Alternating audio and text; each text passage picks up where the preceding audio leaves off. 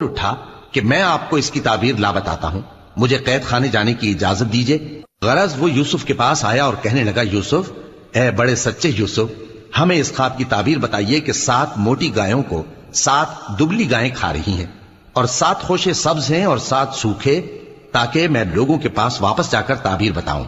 عجب نہیں کہ وہ تمہاری قدر جانے۔ انہوں نے کہا کہ تم لوگ 7 سال متواتر کھیتی کرتے رہو گے، تو جو غلہ کاٹو تو تھوڑے سے غلے کے سوا جو کھانے میں آئے باقی کو خوشوں میں ہی رہنے دینا۔